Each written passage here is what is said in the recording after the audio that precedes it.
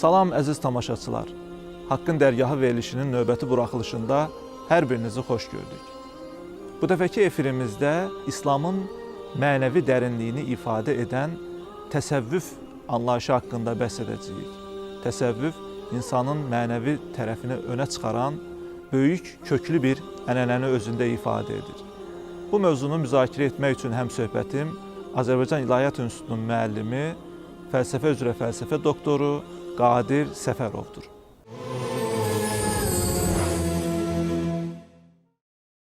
Qadir müəllim, xoş gəlmisiniz. Xoş gördük.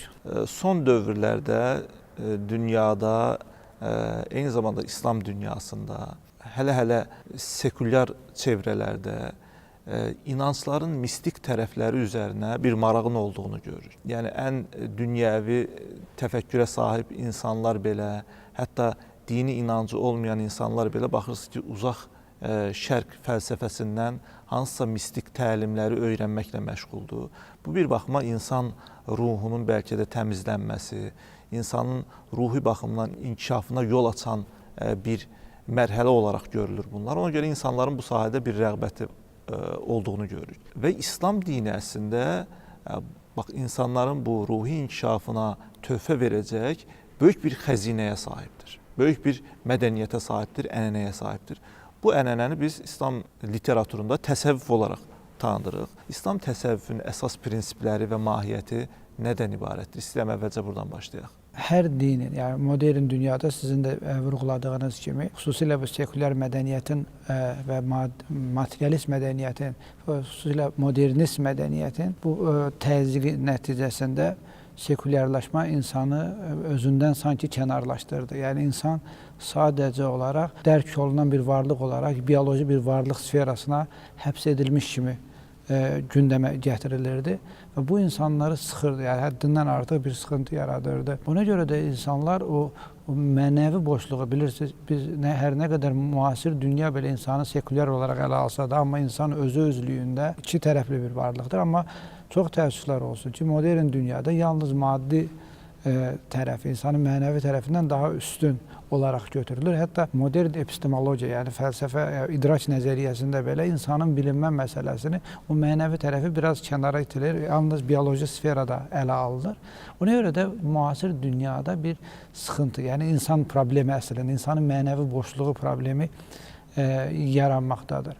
Və burada da mistik təlimlərə yönəlmə mövcuddur. Məsələn, bu günləri deyirlər ki, məsələn, Fransada və yaxud da Avropanın digər ölkələrində hər 5 evdən bir, 10 evdən bir yoga təlimləri var. Nə bilim, təsəvvüf, indi İslam haqqında danışacağımız İslam təsəvvüfünə yönəlmələri var. Bu kimi, yəni mənəvi tərəfi ağır olan mistik yönlərə axın var. 3 böyük düşüncə strukturu var İslamda. Yəni fiqh var, fəlsəfə var, yəni bizim məşayi fəlsəfə dediyimiz və 3-cü böyük strukturu təsəvvüf və batini boyut dediyimiz təsəvvüf var. Və İslamın da bu mənəvi tərəfi təsəvvüf olaraq bilinməkdədir. Hər dinin özünün mahiyyətində bir mistik təmayül vardır.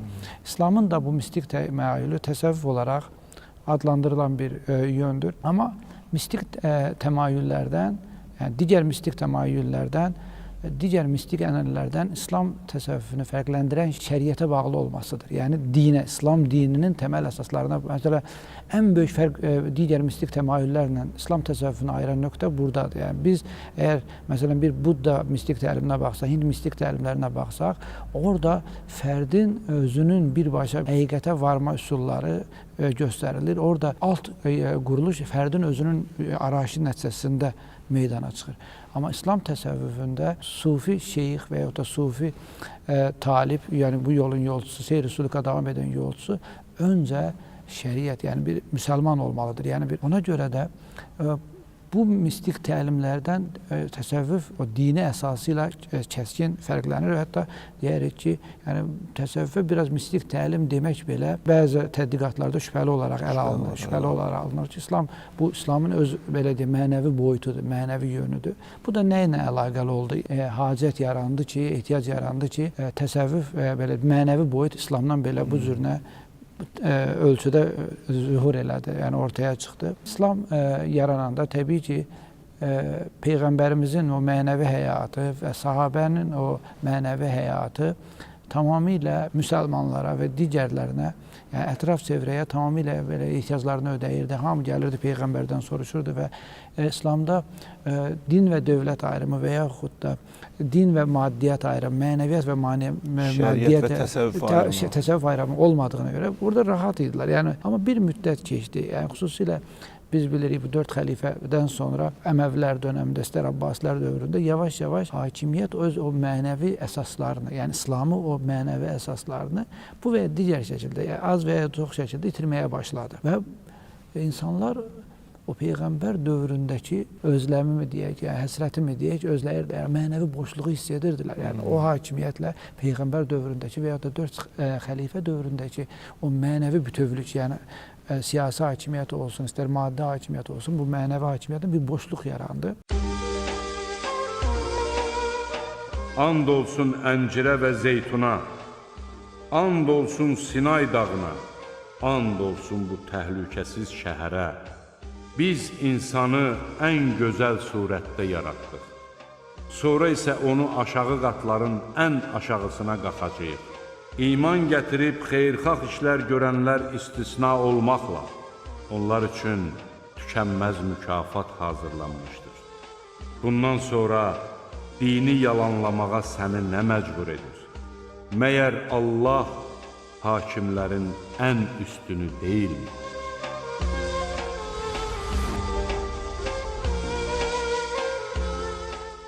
Təsəvvüfün İslam tarixi içərisində institutlaşmasını, onun ayrı bir müəssisə olaraq və ya axım olaraq önə çıxmasını biz o dövrün siyasi hadisələri ilə əlaqələndirilər. Bəli. Hətta biz o ilkin mistik qruplar yaratmağa başlamışıq. Məsələn, biz bunu deyirik, məlum o Kərbəla hadisələrindən, Aşura hadisələrindən sonra, Həzrət Hüseynin Kərbəlada qətlindən sonra bu mənəvi boşluq daha da kəskin uçurumlar yarandı. İslamda təsəvvüf yaranmamışdı, ilkin mistik qruplar yaranmışdı. Bunlar belə deyək də, bu Həzrət Hüseynin öldürülməsinə, Peyğəmbər nəvələrinə ilkin qruplar, Bəqqavun, Ağlayanlar qrupu.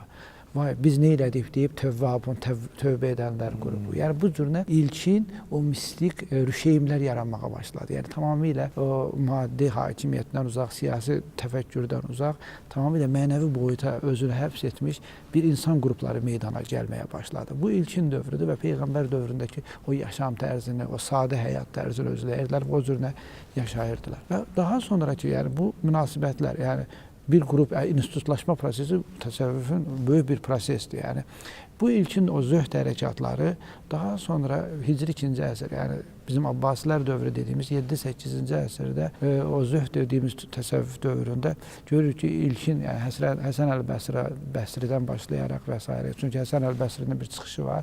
O deyir ki, Kəbəni təvaf edərkən bir sufi gördüm. Yəni artıq Hicri 2-ci əsr, yəni bizim miladi 8-ci əsr, 9-cu əsrdən artıq terminologiya olaraq, yəni institutlaşmağın ilkin o rüşeymlərini görməyə başlayırıq ki, 8-ci əsrdən burada da hələ təsəvvüf tam mənası ilə institutlaşmayıb, sadəcə olaraq yeni İslami anlayışlar, yəni təsəvvüf anlayışlar. Bu İslami anlayışlar da yenə biraz əvvəl dediyim kimi kənardan gətirilmiş bir anlayışlar deyildi. Məsələn, məqamlara baxsaq, hallara baxsaq, tövbə məqamı, nə bilim, zühd məqamı, ixlas, iman, yəni bunlar hamısı İslamın yəni öz doğma övladı olan təfsirdə keçən, Qurani Kərimdə keçən anlayışlar. Və bu material kimi istifadə etmə hardasa 10-cu əsrə qədər davam elədi. 10-11-ci əsr, 12-ci əsrdən görürük ki, artıq sufilər öz-özlə anlayışları içərisində özlərinin məktəblərini yaratmağa başladılar. Yəni biz buna təriqət olaraq deyəcəyik. Özlərinin məktəblərini yaratmağa başladılar və özlərinin hal və məqamlarına uyğun olaraq özlərinin ədəbiyyatlarını formalaşdırmağa başladılar və 12-ci, 13-cü əsrdən artıq təriqətləşmə, yəni artıq hər sufi şeyxin, hər sufi liderin özünün mənsub olduğu, cəmaatın mənsub olduğu bir mənəvi boyut əmələ gəlməyə başladı. Uzaq şərq mistisizmlərinə baxsaq, oradakı mistisizmlərdə ətalət var, sükunət var, yəni sanki yoga var, yəni sanki heç bir şey etməmək kimi bir şey var. Amma İslamın o gətirdiyi hərəkət var idi ki, İslam hərəkətli bir din idi və biz İslam dini hər şeydə bir hərəkət, yəni bütün demək olar ki, Quran ayələrinə baxsaq, hamısı feillə bağlıdır, hərəkətlə bağlıdır. Və məsələn, Quran-ı Kərimdə Allah kulli vaxtı minəşşən deyir, Allah hər gün bir işdədir deyir. Və əgər sufi ədəbiyyata baxsaq, məşhur o Qüds hədisdə xaləqəl Adəm alə surətihi deyirdi, Adəmi öz surətində yaratdı. Yəni Allah Taala bu təsəvvüfün təməl hədislərindən birisidir. Deməli, insan əgər Allah surətində yaradılıbsa, Allah da hər gün bir işlətsə, sufi də hər an bir işdə olmalıdır. Yəni Allahın sifətlərinə, qulluq sifətinə uyğun, ibadət sifətinə uyğun olaraq, ona görə də sufilərin məşhur o ifadəsi var idi. Əs-Sufi İbnül Vakt deyə. Sufi anın oğludur. Yəni sufinin əslində o hərəkətli, praktiklik, yəni sufinin nə keçmişə dair bir fikri var, nə də gələcəyə dair bir proqnozlaşdırması var. Yoxdur belə bir şey. O an nə üzərində nə varsa. Nə üzərindəsə onu etmək məcburiyyətindədir. O an boynuna hansı məsuliyyəti daşıyırsa onu etmək məcburiyyətində. Bu həm də İslam mədəniyyətinə bir hərəkətlilik verirdi.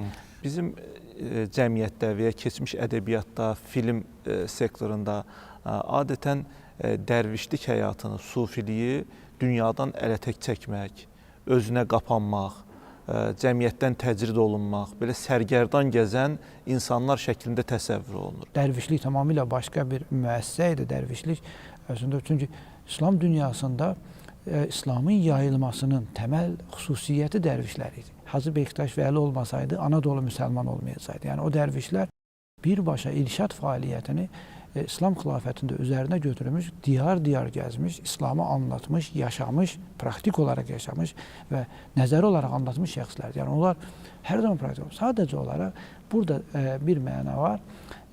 Xüsusilə bu Nakşibəndi təriqətində bir anlayış var.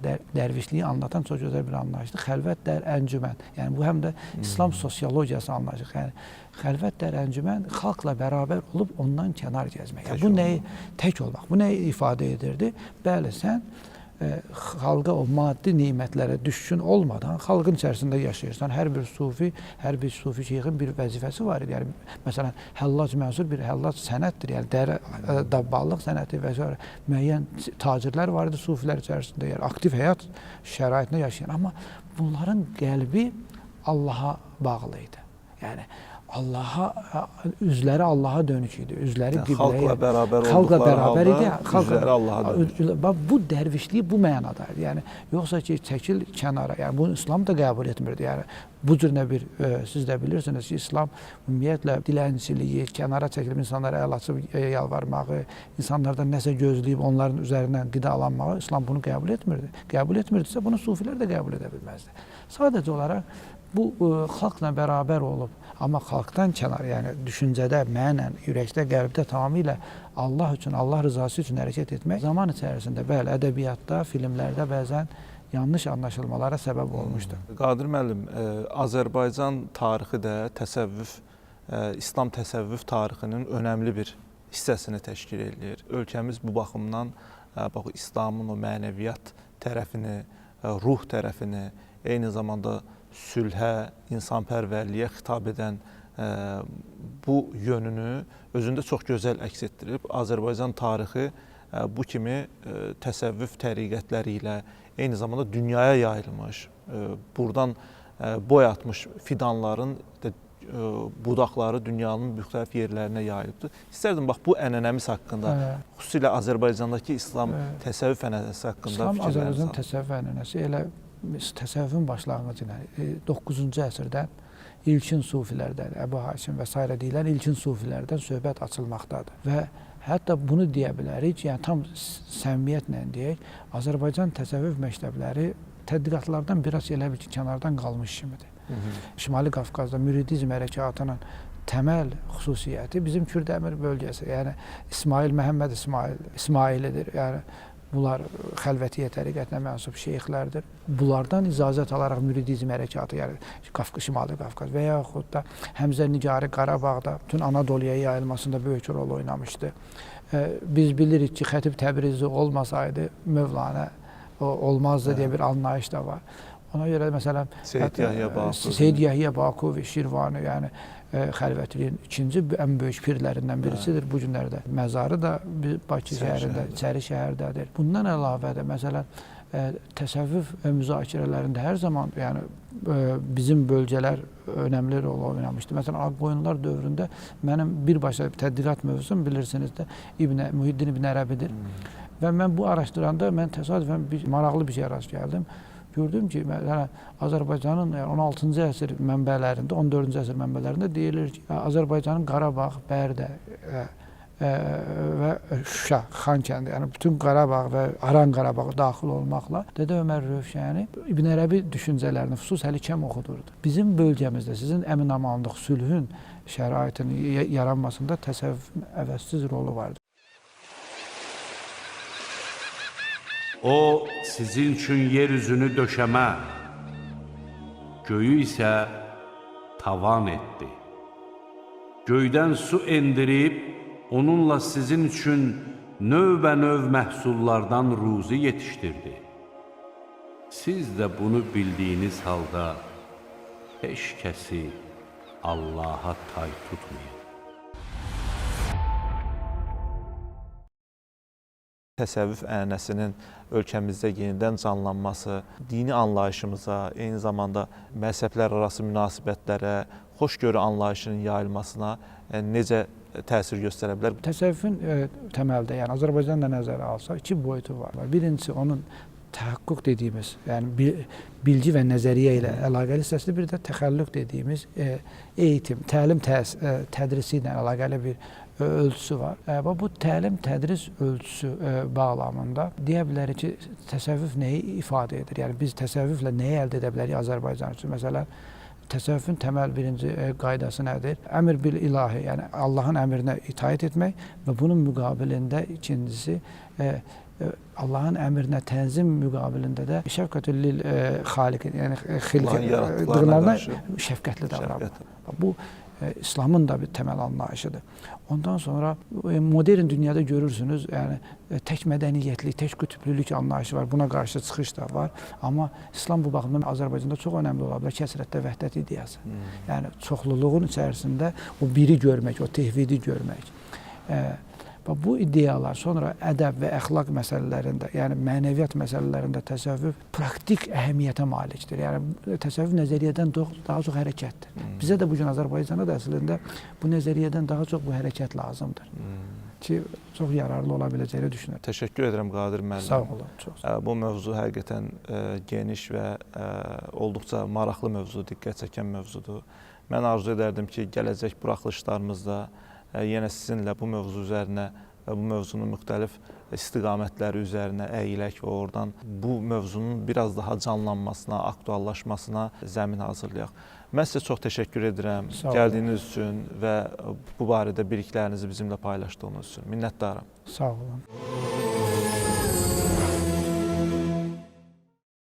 Əziz tamaşaçılar, bugünkü buraxılışımızda təsəvvüf mövzusunu müzakirə elədik. Təsəvvüfün tarixdəki və günümüzdəki rolundan bəhs etdik və Azərbaycanın təsəvvüf ənənəsi sayəsində dünya mədəniyyətinə, dünya sülhünə verə biləcəyi töhfələri gündəmə gətirdik.